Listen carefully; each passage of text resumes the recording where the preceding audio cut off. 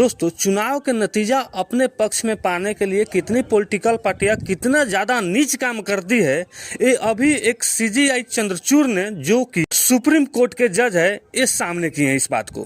क्योंकि 2017-18 में मोदी गवर्नमेंट के द्वारा एक चुनावी बॉन्ड बनाया गया था, जिसे इंग्लिश में इलेक्टोरल बॉन्ड कहा जाता है, जो अभी के समय में काफी ज्यादा वायरल हो रहा है। दरअसल उस बॉन्ड को सुप्रीम कोर्ट ने खारिज कर दिया, यानी कि बंद कर दिया है। और कब? तो वो भी फरवरी में, और चुनाव होने वाली है मई में, यानी 3 महीना पहले सुप्रीम कोर्ट ने ऐसा लतार लगाया है कि अच्छे पॉलिटिशियन और पॉलिटिकल पार्टियां को काफी ज्यादा सदमा पहुंचा है। अब सुनिए ये होता क्या है, हम आपको बताते हैं। इलेक्टोरल बॉन्ड, जिसे चुनावी बॉन्ड कहा जाता है, इसमें क्या होता है कि बहुत सारे जो कारपोरेट कंपनियां हैं वो क्या करती है, पॉलिटिकल पार्टियां को फंड करती है। फंड करते समय एक बॉन्ड तैयार कराती है कि हम आपको करोड़ों मिलियन में जो फंड कर रहे हैं, तो आप हमें एक बॉन्ड बना के दीजिए कि अगर मेरी गवर्नमेंट आई तो आप मेरे इस काम को एग्रीमेंट करेंगे, यानी यह जो काम होने वाला, जिसे हम लोग आमतौर पर सरकारी टेंडर कहते हैं, वो जो टेंडर है हमें दी जाएगी। अब क्या करते हैं, चुनावी मंच के लिए काफी ज्यादा पैसा खर्च होता है, आप भी देखते हैं, और इसी खर्च को पूरा करने के लिए पॉलिटिकल पार्टियां कारपोरेट कंपनियों को बॉन्ड बना के देती है कि आप मुझे पैसा दीजिए और हम आपको बॉन्ड दे रहे हैं कि ये सारे काम जो है आपको हम देंगे। इसमें देखिए दिक्कत क्या है, एक तरफ तो जितने भी भ्रष्ट नेता है, जो भ्रष्ट पॉलिटिकल पार्टी है, वो कहीं ना कहीं जो काम टेंडर का करोड़ों का कीमत होता है, उसे कहीं ना कहीं लाख में ही उस पार्टी को दे देंगे, क्योंकि उसमें पहले ही बॉन्ड बनाया गया है, हम आपको इतने सरकारी काम इतने समय में आपको देंगे। तो कहीं ना कहीं जनता के लिए बहुत ज़्यादा काफ़ी दुखदायक है और निंदनीय है। और इसी काम को नरेंद्र मोदी के सरकार 2017-18 में लागू की, जिसमें अभी तक, यानी 22 जो चल रहा है, 23 चल रहा है, अभी तक कम से कम 9,257 करोड़ रुपये इलेक्ट्रल बॉन्ड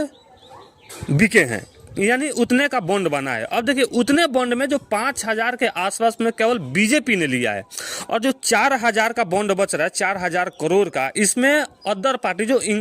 इंडिया के अदर पार्टी है, जिसमें कांग्रेस भी होगी, आप भी होगी, कहीं ना कहीं तमिलनाडु की सरकार भी होगी,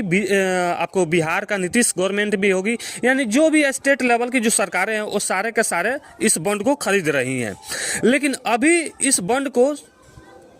सुप्रीम कोर्ट ने लतार लगाया कि अब जो बॉन्ड बिकेंगे उन लोगों का नाम कहीं ना कहीं जनता में प्रकाशित की जाएगी कि कौन कंपनी और कौन आदमी इतने ज़्यादा पैसा दे रहा है और कितने का बॉन्ड खरीद रहा है और किस पार्टी से खरीद रहा है। तो ये कहीं ना कहीं एक सराहनीय कोर्ट का ऑर्डर है, जो हम लोगों के लिए, यानी कहने का मतलब है आम जनता के लिए आशीर्वाद बनकर या अमृत का काल बनकर उभरा हुआ है। न्याय के कारण बहुत लोगों के दिल में एक आस लगा है कि कहीं ना कहीं किसी भी पार्टी का सत्ता क्यों ना हो, जब ईमानदार व्यक्ति सुप्रीम कोर्ट के बेंच पे बैठेगा तो जनता के भलाई के लिए ही सोचेगा, और यही काम सीजीआई चंद्रचूड़ कर रहे हैं। बीजेपी के सत्ता होने के बावजूद भी अगर बीजेपी को लतार पाना किसके हक में, सिर्फ और सिर्फ सुप्रीम कोर्ट के हाथ में है। और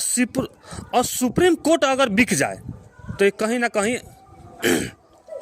कहीं ना कहीं जनता के लिए बहुत ही निंदनीय होगी। और इसी बात को लेकर हमेशा कांग्रेस और अदर पार्टियां आवाज उठाती थी कि कोर्ट बिक चुका है। राम मंदिर को भी लेकर हुआ था कि कोर्ट बिक गया है, अभी ज्ञान बापी मस्जिद को भी लेकर हो रहा है कि कोर्ट बिक गया है, तो हमें तो कुछ मतलब नहीं है। लेकिन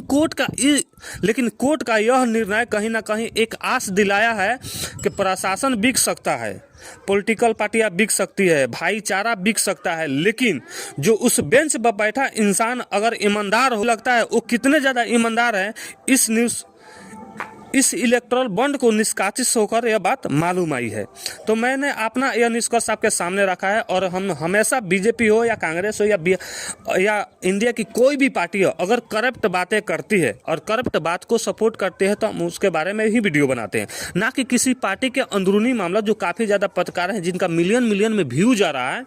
उसमें आप लोग भी देखा होंगे कि एक पार्टी, एक यूट्यूबर सिर्फ और सिर्फ एक ही पार्टी को सपोर्ट करता है। तो हम लोग ऐसा नहीं है। अगर आप भी चाहते हैं कि देश हित में और देश के लिए जो आवाज उठाता है उसे सपोर्ट करें, उन लोगों का वीडियो को शेयर करें और लाइक करें, तो आप हमें सपोर्ट कर, क्योंकि ना ही हम कांग्रेस के पार्टी के हैं और ना ही बीजेपी के पार्टी के। हम एक आम नागरिक हैं हिंदुस्तान के, जो कभी और कभी हिंदुस्तान के लिए ही अपना आवाज उठाएंगे। जय हिंद।